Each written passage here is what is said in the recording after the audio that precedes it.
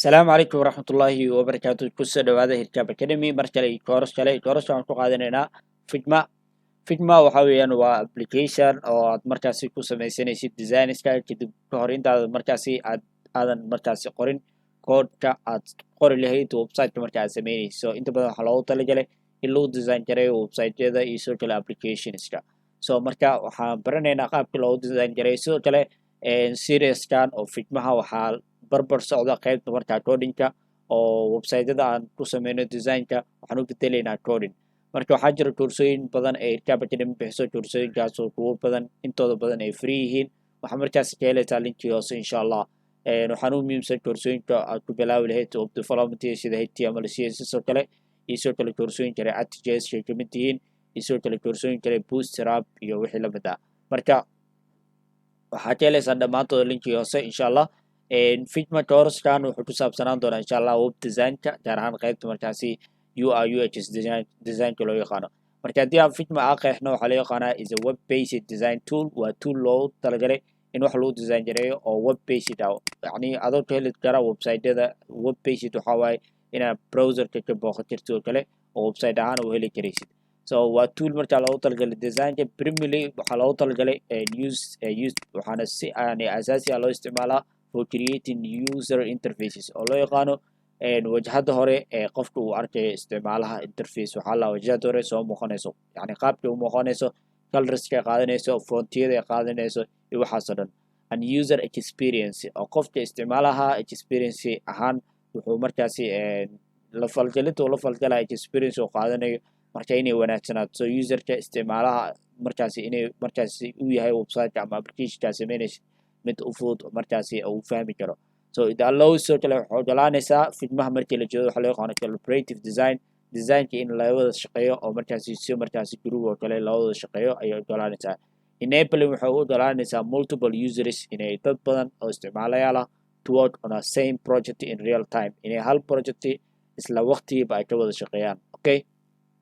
waxaa jira marka features uu leeyahay Figma here are some key features waxaa jira features markaasi oo muhiim ah ay ka mid tahay collaboration-ka in la wada shaqeeyo ah browser based inuu yahay in browser-ka laga heli karo oo si toos qofka uusan u baahnayn inuu installation u sameeyo since it runs in a browser there are no need to install uma baahnid inaad soo dejisid any software on your computerkaada wax software uma baahnid inaad installation aad ku sameysid wuxuu kaloo leeyahay featureska design and prototyping wax la yaqaano design-ka waa qaybta markaasi in la sameeyo design-kii la sameeyo nashqadii prototyping waxaa waa qaabka u shaqeyn lahaa oo kale in la sameeyo you can create the visual designs aluu dhahay oo design-kii oo muuqaal ahaa loo jeedo waa samayn kartaa and sidoo kale interactive prototypes aa samayn kartaa waxyaalo lala falgari karo that simulate how an app or website will work okay application website qaabka u shaqeyn lahaa markaasi aad markaasi diyaarinaysaa adoo markaas sameynaya wax loo yaqaano prototyping sidoo kale feedback and commenting uu leeyahay qayb markaasi haddii aad samayso tusaale kale website qof design garaysa ama design aad samaysay haddii aad qof u share garaysa asxaabtaada kale wuxuu samayn karaa comment ay kusoo dhiiban karaa isla designkii asoona waxba ka bedelayni dabcan okay team members or clients can leave comments oo ujeedid clientii qofka wax loo sameynayo ama team memberka qofka teamka kula shaqeynayo comment ay ku dhiiban karaa directly on the design okay make it easier to get feedback waxay ka dhigaysaa mid aad u fudud in feedback la helo oo ah jawaab celinta dadka aad helaysid and make revisions okay overall marka si guud Figmaha is a powerful tool waaye and easy to use oo markaasi aad u fudud in la isticmaalo for professional level designers oo markaas designada professionalka offering both flexibility and collaboration features waxayna bixinaysaa laba mid oo flexibility inay tahay mid dhinac walba loo rogi karo iyo sidoo kale collaborative mid markaasi wada shaqeyn lagu sameyn karo marka actually Figmaha waa mid ka mid ah softwarada ugu muhiimsan markaa baranaysid design-ka gaar ahaan UI UX design-ka okay sidoo kale qaybtan hoose waxaa ka heleysaan iyadoo af Soomaaliya waxaan soo dhigi doonaa insha Allah dualidma qaybta linkii hoose ee video aad daawanaysid okay Figmaha markaa Google-ka waxaad qoraysaa oo keliya Figma waxaa kusoo bixi doona website-keeda ugu horeeya ee Figma marka waxaad samaynaysaa wax ku dhufanaysaa Figma waa the collaborative interface tool ay ku leeyihiin description-ka qaybta ugu qoranta okay Figma.com markaa imaadid waxaa samaysanaysaa Gmail hadduu ku lahaana waa Gmail-kaas ku samaysanaysaa think bigger build faster. Okay, so wax markaasi qayb oo pricing ay leedahay. qaybta pricing waxaa weeyaan waa in qaybo kale adsensiga aa furi jirtid. marka qaybo waxaa jira marka freeda waxay ku siinayaan Figma editor, waxay ku siinayaan 3 collaborative design values, unlimited personal drafts iyo basic file and inspiration. so meelahan kale oo lacagta tusaale kale qaybtan oo yani $15 ah waxa weeyaan tusaale waxay ku siinayaan dev mode wax loo yaqaano oo markaasi code wixii la mid ah admin-kan ku siinayaan. sidoo kale qaybtan waxyaalo kala dheeraada sidoo kale qaybtan so qaybaha sidoo kale balance wuu kala duwan yahay. qaybtan waa professional team, organization iyo enterprise. okay, marka waxay imaanaysaa qaybtan oo Figma design, Figma chart, dev mode iyo slide. so ada marka qaybta free balance aad dooranaysaa. so just waxaa dhihi kartaa marka website ay imaatid get started oo baad bilaabi kartaa. waxaa dhihi kartaa get started for free. okay, so get started markaad aad qaybtan lagu soo saaraya. qaybtan marka waxaa samaynaysaa inaad gmailkaada si toos ah u geliso. so waxaa samaynaysaa continue with gmail ama gmailkaada inaa inta aad gelisid ama continue with gmail inaad dhahid google aan dhahid google gmailkaada dabcan. okay, googlekaada gmail kuu samaysan. okay, marka kana isticmaali doonaa waad ku dhufanaysaa kadib waxaa dhahaysaa hirkaaba academy ku qoran. so waad ku dhufanaysaa kadib waxaa dhahaysaa continue. so continue markaad dhahid si toosa wuxuu kuu samayn doonaa user.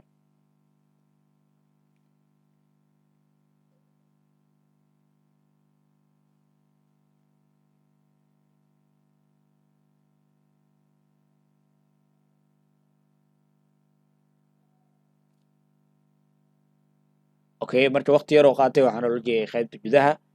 marka userka qaabtaas fudud u samaystay. marka I hope adina waa samaysan doontaa ma adka dabcan userka sida loo sameeyo wixii lamid ah. waxaan loo keenayaa qaybtan oo aan ka arki doono insha Allah qaybta gudaha meesha ku design gareyn lahayn file meesha ku samaysan lahayn iyo wixii lamid ah.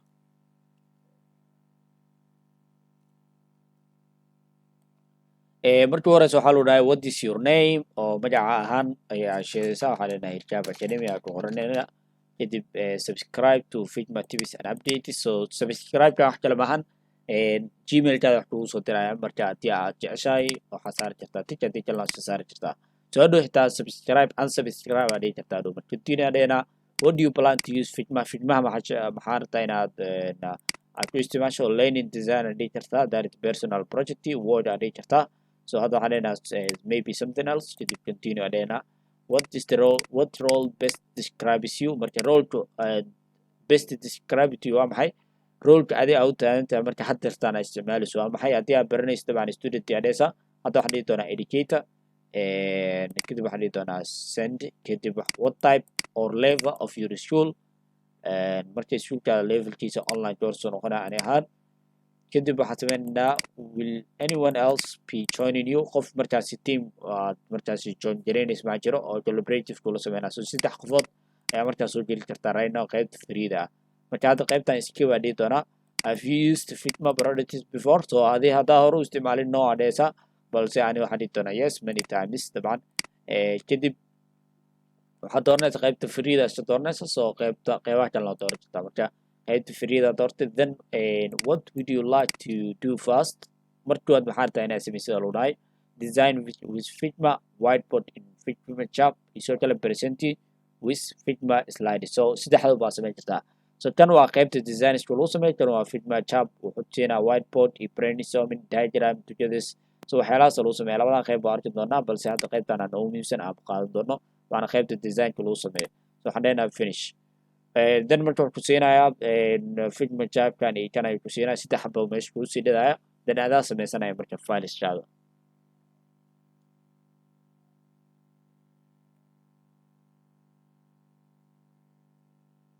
so wuxuuna keenay marka qaybtan I think waa ku dhuftaa fila. okay, marka sorry waa iska delete doonaa. okay, marka qaybtan uu ku keeni doonaa. qaybtan marka waa qayb design, qaybtan waa feature board loo yaqaan intan slide waa. marka labada qayb waa arki doonaa. intana waa import file hore kugu sameysnaa inaad soo import gareysatid. marka qaybtan designka new waxaa dhahayna new design file noo samee file cusub oo design noo samee. marka markii inta la joogo wax uma baahnid inaad save gareysid wax walba asaad kuu save gareyn doono. you don't need marka wax inaad save gareysid. marka waxaa sameyn doonaa hal mar waxaa ka dhigi doonaa themeka wire ka dhigi doonaa because waxaa la rabaa in la arko white muhiim ah marka okay athina wayda keli doona insha Allah I think wuu noqonayaa so hadduu gudaha ka yahayna asalan ka dhideen inuu daaj uu ku bilaabmo white waa ka dhidanaynaa okay so markii waad intaan ku soo furay so intaa marka very understandable waaye aad u fududahay markii waad qaybtaan waxaa u jeedaa waxaa waaye file loojada waxaa ku qoran figma hal mar soo dhaweeyo let me see plus okay so culeysana saaran so qaybtan waa figma file loojada ku qoran marka qaybta waxaa samayn kartaa file cusub new file samayn kartaa fileasha marka intaanu file noqonaysaa amina import garaysid ima slide fitjam iyo sidoo kale design haddaa sameynay waxaa samayn kartaa edit qaybta wuxuu leeyahay copy iyo paste sidoo kale find next previous replace uu leeyahay color picture-kan uu leeyahay marka color picture-ka very important waa sina sidoo kale qayb view leeyahay view waxaa samayn kartaa waxyaalahan dhan aad soo muujin kartaa marka pixel view wuxuu leeyahay waxyaalaha markaas pixel view wax ku aragteen fila Adobe Illustrator sidoo kale zoom in iyo zoom out uu leeyahay markii la soo dhaweynayo iyo markii la sii dheeraanayo 100 feet ayuu leeyahay sidoo kale selecting qaybtan sidoo kale waa objective so waxyaalaha objective quseeya qaybtan waxyaalaha marka qoraalka quseeya marka qaybaha marka pretty understandable way aad loo fahmi karaa sidoo kale meeshan get desktop application ahaan soo desi kartaa marka iyadana waa iska dhaafeena right now we don't need so qaybtan marka waxaa ku jiro libraries ahaan oo kusoo gelinaa so waxyaalaha marka waa waxyaala lasoo jisto arki doonaa qaybtan waa fileki ay ku noqon assets iyo file ay u kala qaybsamaysaa meesha saa ujeeda marka inta waa pageska markaas ku samaysa hadda one page unbaa samaysan uu leeyahay intana waa layerska soo galaya layerska waa maxay waxyaalaha aa samaysay weeyaan okay so intaa marka intaan weeyaan qaybtan so qaybtan aad u fududahay inta waa isla xiri kartaa direct meeshaas ku dhufanaysaa direct noo soo furaysaa okay ujeeda so intaas waaye waxaa kuu soo haray qaybtan calaamadaada ku dhufanay inta waa fileka so waxaa samayn kartaa rename fileka magaca usoo bixi kartaa marka waxaa dhigi kartaa figma crash course okay marka magaca waa baxsan kartaa sidoo kale waxyaala kale loo samayn kartaa saa ujeedaan sidoo kale waxaa dhigi kartaa duplicate move file export samayn kartaa filekaada waa export gareyn kartaa okay so intaas waa qaybta fileka inta waxaa waaye userkii oo aan marka ku galnay sidoo kale waxaa samayn karnaa share sidoo kale qaybta waxaa loo yaqaanaa preview waa qaybta prototype sidoo kale ama preview inaa wixii aad aragto so qaybta ugu muhiimsan waa prototype preview loo sameeyo inta waa page hadda noo soo muuqda colorkaana saaran haddii aad ka bedelno tusaale kale waxaan siinaynaa click kadibna kana colorka waa qaybtan pagekan yani waa qaybta website-ka project aad ku jirtid waay so colorkaan intaad ka dhigi kartaa so you don't need marka inaad qaybtaas kasii walwasho marka waxaa waaye qaybta loo yaqaani jiray artboard gadaashiis weeyaan so watch spaceka artboard ka dhan waaye meesha dhan markaasi cabirku noqonaya dabcan waa ujeedaa qaybtan waaye so cabirka marka zoom out waa kana waa ka bedeli kartaa sidoo kale qaybta waxaa ku jira wax loo yaqaan local variables local styles iyo sidoo kale exports so waxyaalahan dhan waa fahmi doonaa saddexdooda laakiin qaybta wax ku jira waa inaad fahamsataa sidoo kale labada qaybtan maadaama ay ka koobneed file iyo assets qaybtan sidoo kale waxay ka kooban tahay laba qaybood design iyo prototype marka hadhow ku wareerin prototype waa markii la fiirinayo tusaale website-kii ama appkii aad samaysay qaabka uu shaqeyn lahaa qaybtanna waa waxa weeyaan design-ka sidoo kale qaybtan ugu hooseysa marka waxaa loogu talagalay marka waxaa lasoo dhigay toolska so qaybtan waa toolska lasoo dhigay marka qaybtan waxaa yaalo toolska ayaa yaalo marka sida u sameynaa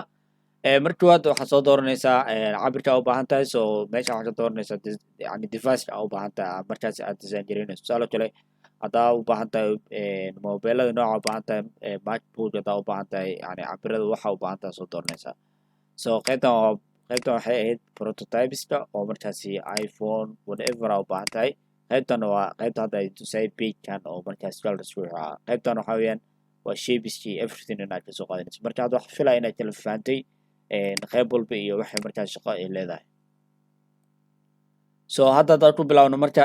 kan marka waa prototypekii oo waxaad dooranaysaa waxaa prototype garanaysa kadib waxaa rabnaa hadda intaynaan soo jishano qayb cabir aan u baahannahay inaan style gareyno ama aan design gareyno marka toolska markaa fiirinaynaa toolska marka kan ugu horeeya wuxuu noqon doonaa wax loo yaqaano move tool waxaa muhiim ah inaad taqaanid design-ka oo generaldesign marka Adobe Illustrator oo kale courses I think linka hoose ka helaysaan insha Allah wax badan aad ka faa'iidi doontaan insha Allah so move tool waxaa waaye marka toolkii wax lagu dhaqaajin lahaa waxaa ku xigta handy tool mid loo yaqaano oo ah midda wax lagu wadwadayo marka intaan toolska aan sharxin aan meesha wax soo dhigano kan marka waxa waaye frame ahaan loo sameeyaa marka frameka aad dooranaysaa kadib marka frameka aad dooratid meeshaan waxaa kuu soo bixi doona prototype qaabkan kugu soo bixi doona that means cabirka aad dooratid intuu ku imaan doona marka dookada sidoo kale waxaad samayn kartaa inaad frameka caadi aad u samaysid sidaan oo kale inaad gacantaada aad ku samayso waad samayn kartaa marka sidoo kale waxaad samayn kartaa inaad frameka aad ku dhuftay kadibna mid ka mid ah kuwaan inaad kasoo doorato tusaale kale waxaad soo dooran kartaa android compact cabirkan ku noqonaya haddaad cabirkana soo dooran kartaa cabirada iphone 16 oo kale ayaa soo dooran kartaa haddii aad laptop aritid oo website ay samaynayso kale iyadana waa soo dooran kartaa cabir adi ay haysatidna haddii uu jirana waa samaysan kartaa waxaan leenahay desktop waxaan furanaynaa marka mid kamid tusaale kale desktopkan la iska furanaynaa kadib waxaa noo soo baxay cabirkan so control minus haddaadho micnaheedu xataa zoom out waaye control plusna zoom in waaye marka zoom out waa control minus mujida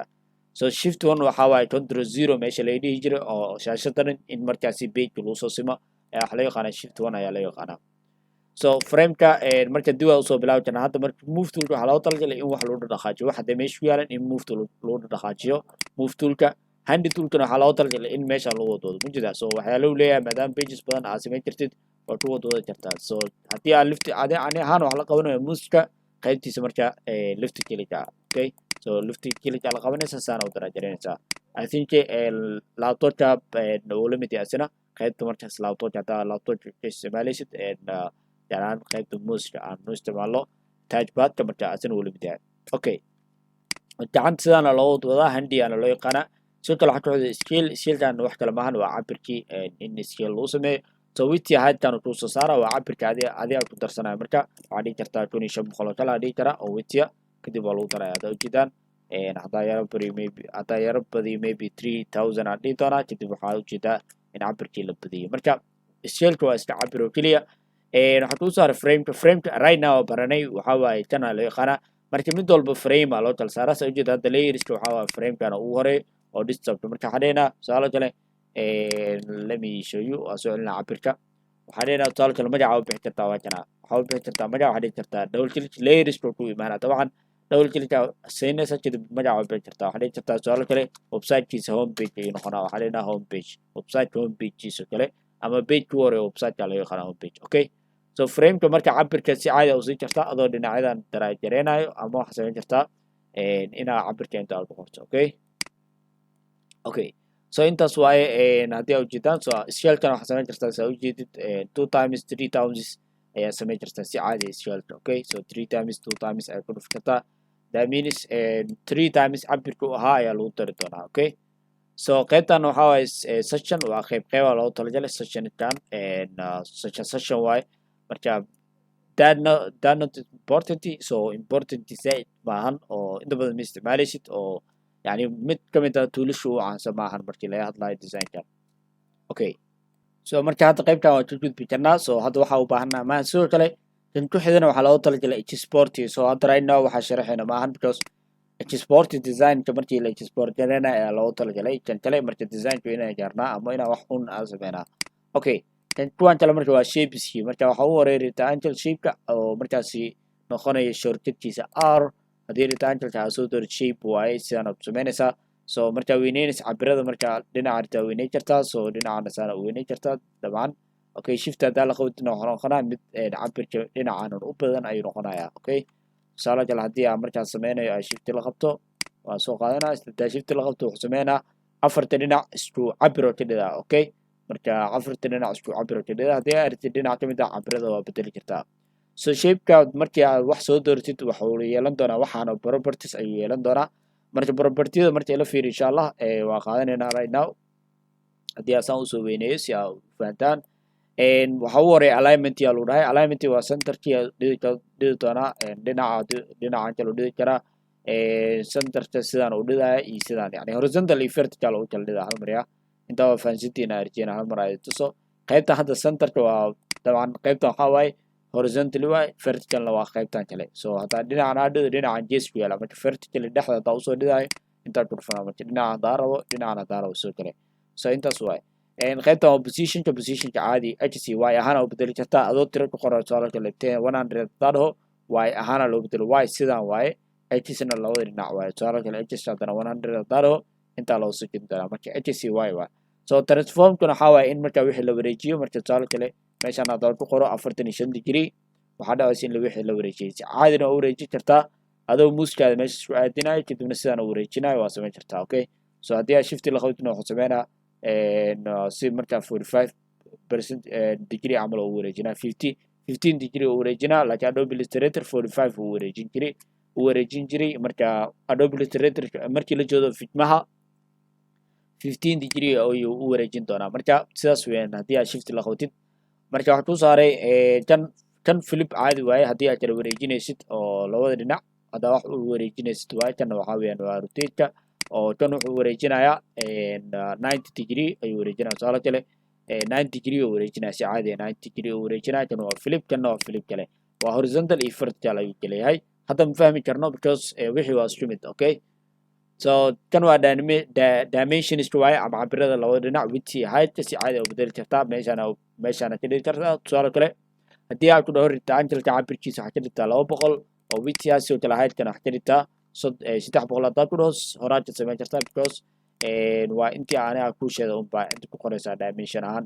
intana waa appearance oo muuqaalkiisa waaye muuqaalka marka opacity la yareyn karaa tusaale kale opacity 10% ka dhigta hadii la dhaho waa ka dhigaysaa kaliya mujida waa loo jeedaa زائد ما لو جد لكن ما أنا opacity ساليري صار كله 40% هذا كده مجد opacity ساليري صار كله كون radius كان واحد لما هالمرة تلك بدلينا 100% جات كده ترى فيلك محاولة مرة وتلك مرة سجودها ويان فيلك حليقة أنا تلك كان هاد صام مخضو هدي أو تلك كروف تمر تلك تساوي بدليش تلاو مدواي هدي هاد تسمع على سوق هاد تسمع على حالة دا مرة تلك waxay leeyihiin nooc kala duwan loo heli karaa marka color walbana hexadecimal uu leeyahay colorku raba ha ahaado wuxuu leeyahay hexadecimal ayuu leeyahay marka hexadecimalka halkaana soo geli kartaa marka qaabka soo gelinaysa wax kale maahan waa nambaro marka ka kooban nambarada caadiga iyo a b c d e f ay kooban yahay marka sidaas weeyaan hadda hadaa intuusa marka waa bedeli karnaa keliya waxaa ku dhuftaa colorka ku dhufo kadib waxaa kusoo baxay qaybtan marka waxaa dhehaysaa colorkii sidaan ayuu bedel sidoo kale shibka markaa sawir aad soo geli kartaa so marka colorka qaabkan oo bedelaysaa koodor meeshaan bedelaysaa kadibna meeshaan bedelinaysaa so meesha muhiim ah colorka guduud waa rabaa inaad guduud ku aadiyaa kadib meeshaan aad ku sii aadiyaa marka sidaas waaye qaybtan waa just opacity inaad yareynaysid colorka ay markaas aad samaynaysid okay so waxaa bedeli kartaa sidoo kale RGB CSS CLS sidoo kale HSB aad bedeli kartaa okay meeshaan hadaa fiirisid waxaa lagu soo saaraa colorska oo pagekan colorska uu leeyahay so waxaa weeyaan colorska pagekaada dhan waa lagu soo saaraa halkana lagu soo dhigi doonaa marka very important waaye waxaa weeyaan waa arrin aad u fiican because color walba aad samayso haddii meesha lagu soo dhigaayo uma baahnid coloradaadii waxaad inaad ka fikirta had colorkaana sameynay waa ka baxnay waa usoo laabanay waxaa ujeedaa colorkii guduudka intaa lagu dhex daray mujeda so waa arrin aad u fiican sidoo kale qaybtan wuxuu leeyahay qaybo kale waxaa kamid ah qaybtan oo gradient waxaa waaye marka wixii laba color in loo sameynayo labada dhinac laba color laga kala siinayo tusaale haddii aan dhahno gradient aan sii color meeshaan color aan sii karnaa waxaan sii karnaa colorkan oo kale colorkaan aan sii karnaa halka meeshaan kale aan dooran karno delete meeshaan aan dooran karnaa waxaan sii karnaa colorkii oo kale laakiin white noqonayo sidaan oo kale mujeda so hadda flipka haddii aad sameeyo flipka waa kana where is it waa kana haddii aad ujeedo mujeda qaybtan arkaysa mujeda kor iyo hoos ayaa loo kala wadaaya so flip waxaa marka vertical flip waa kana horizontal flip waa okay flipka horizontal si ay idin tuso kan inta ujeeda cadaan soo ma haddii aan dhaho flip haddaan dhaho kan intaa lasoo marsiinaya intaa loo soo jeedinaya marka flip samee haddii lu dhaho hadhow marka aysan kugu adkaanin 100% iska xaqiiji okay so hadda marka colorkan kale waxaa loo yaqaanaa gradient haddii aad color kale aasino gradient wuxuu leeyahay 3 qaybood meesha ilaa 4 qaybood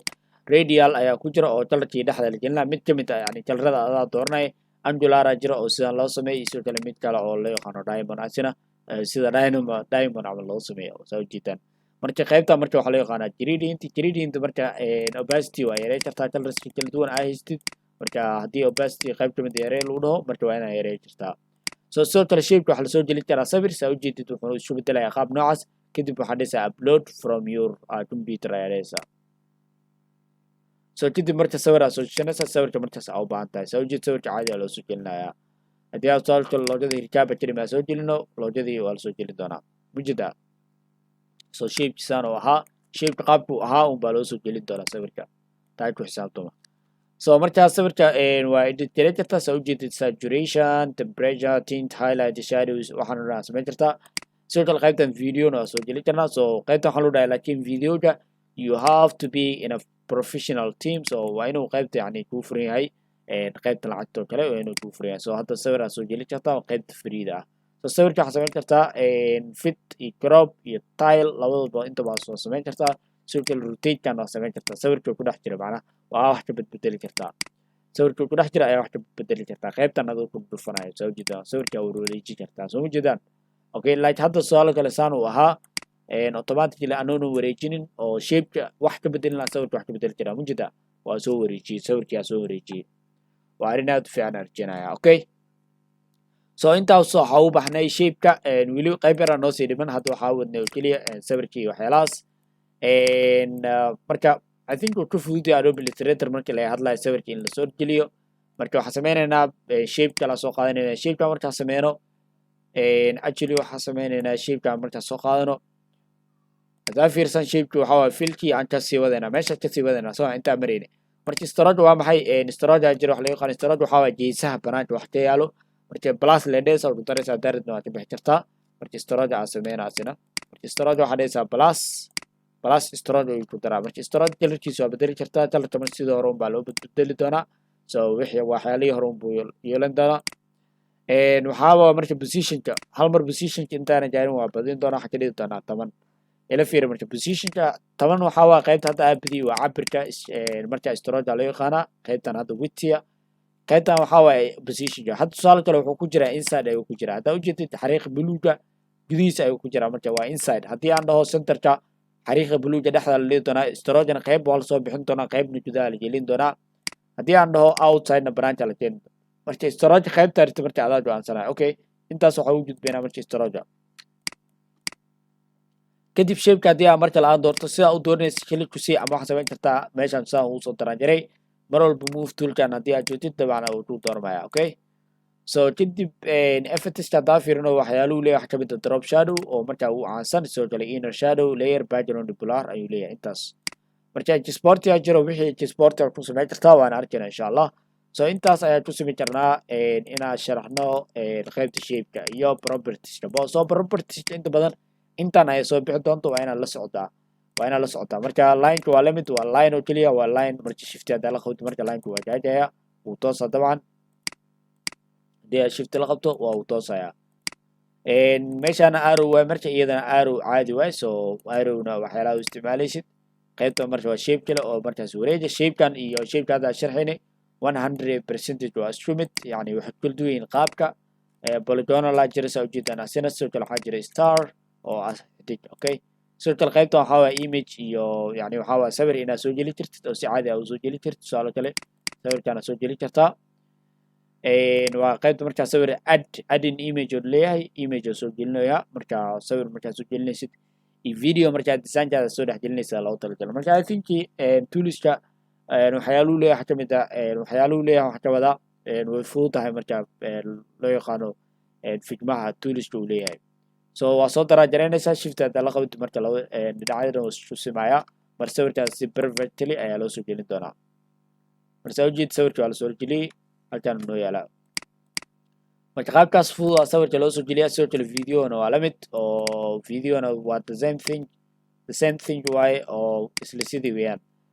so hadda paint toolka gudbaya paint toolka waxa loo talagalay shape kale markii shapes aad samaysid waxaa jiro shapes adaa u baahan tahay inaad gacanta ku samaysid oo kale hadda shape waxaa rabaa noocan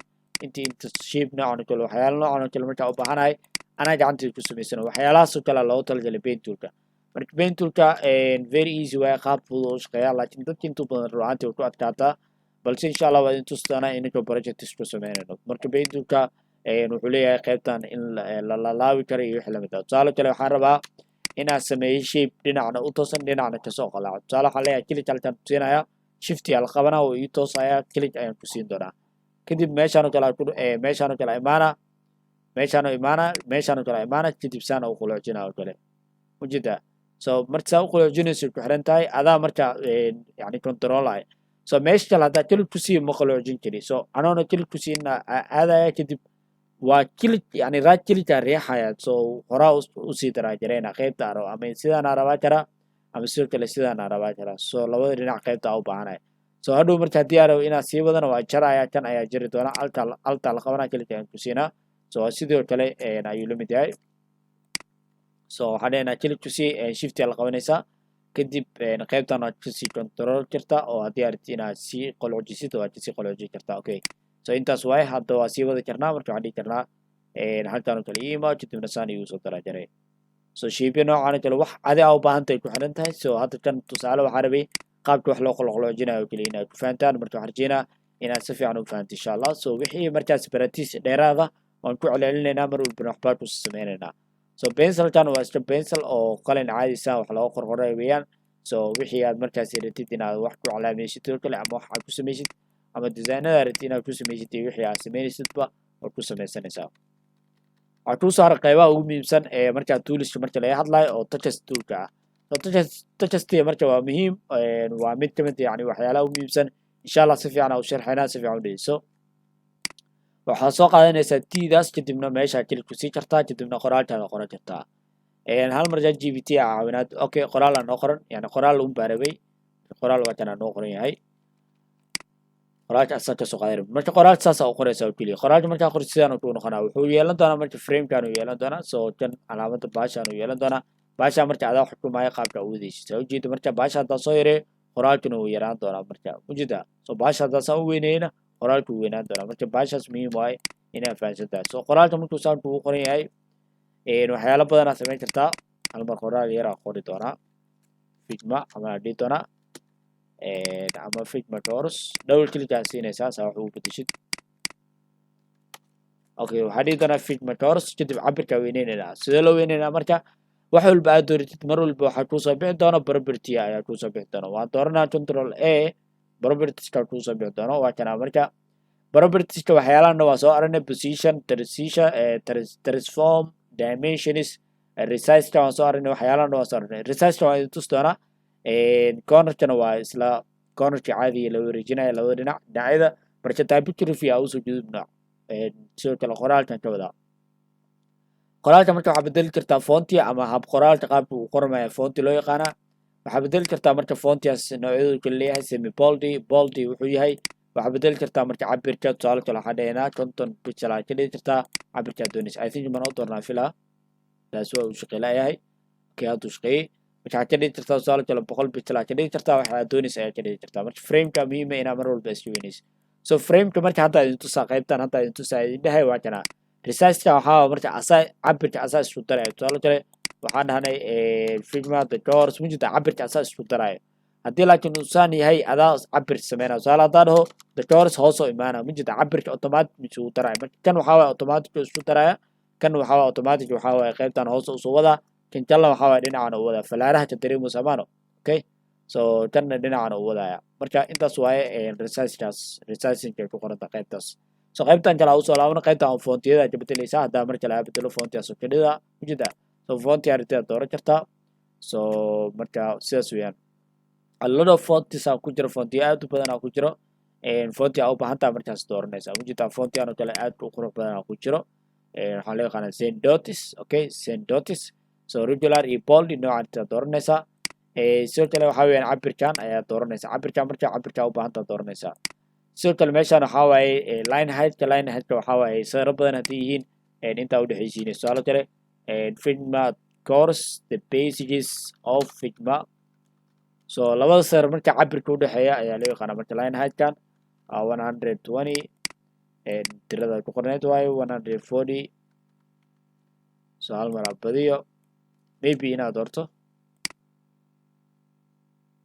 hadda ujeeda soo waa dareemoosaan waqti yaroo qaadanaya internetu ku xiran yahay so that means waqti yaroo qaadanaya hadda laakiin waa aragteen filaa maybe inaan sii badiyo balse waa ujeedaan soo uu dhaqaaqoya marka labada sawir cabirka loo dhexeysiinayo tanna waxaa waaye cabirka erey walba waa ereyada mujida FIGM erey xaraf weeyaan cabirada xarfaha loo dhexeysiinayo waaye okay so cabirada marka xaraf walba loo dhexeysiinayo waaye qaybtan waa alignment iyo center in la dhido iyo wixii lamid ah soo alignment waa kan alignment actually si fiican u fahansitiin colorkan waa colorkii aad markaasi aad dooran lahayd marka colorka aad dooran kartaa marka hesitiismaal aad hesitiismaal kaada soo dooranaysaa oo keliya so sidaas weeyaan so I hope waxaan rajeynaa qaybtan inaad si fiican fahmi kartaan oo colorska maadaama aan hore usoo sharxay okay so kan waxaan ka dhigi doonaa cabirka sar cusub sameeyey marka sar cusub aad tirtiri doonaa anoo dhihi doona delete okay so colorka marka qaabkaas loo sameeyaa waxaa u sameyn kartaa marka colorka aragtida sii jirtaa marka intaasaa u muhiimsan marka laga hadlayo storage iyo effect intaba uu qaataa waxaa kuu saaray qaybtan waa commenti lagu sheedaa qaybtan aad ka qaadanaysaa calaamadaas ku dhufanaysaa commenti waaye waad ku dhufanaysaa commenti aad aragtida qori kartaa this is basics course okay course kan waa basics course weeyaan for Figma oo Figma aan ugu talagalnay commenti aragtida ku qoraysaa dabcan okay so for Figma so in this way so commenti qaabkana loogu soo qoraa soo hadhow marka qofku uu arki doonaa get a feedback and ask ayaa loo yaqaanaa meeshan waxaa waa additional waxyaalo dheeraada waxyaalahan marka waa arki doonaa plugins iyo assetskan all of it waa arki doonaa insha Allah qaybtan waa in designka aad u bedeshid code in aad u bedeshid waaye kan waxyaalaha marka wuxuu u furan yahay dadka marka lacagta dhiiba markaas si billaha oo kale u dhiiba ayuu u furan yahay marka intaan waxaa waa marka basicska ama asaasiyaadka aad u baahan tahay inaad ka fahanto softwareka Figma so hadda waxaan bilaabaynaa inaan website dhowr aan sameyno inagoo rabno inaan ku fahanno Figmaha si qoto dheer insha Allah website-yada markaan sameyno waxaa arki doontaan insha Allah sidoo kale sida website-kii la sameeyey code-ka loogu bedelo marka insha Allah haddii aad doonayso koorsooyin dheeraad ah kuwaasoo ayagana free ah iyo kuwa paid ah intaba waxaad ka helaysaa linkii hoose video like share subscribe insha Allah koorskan la soco السلام عليكم ورحمة الله وبركاته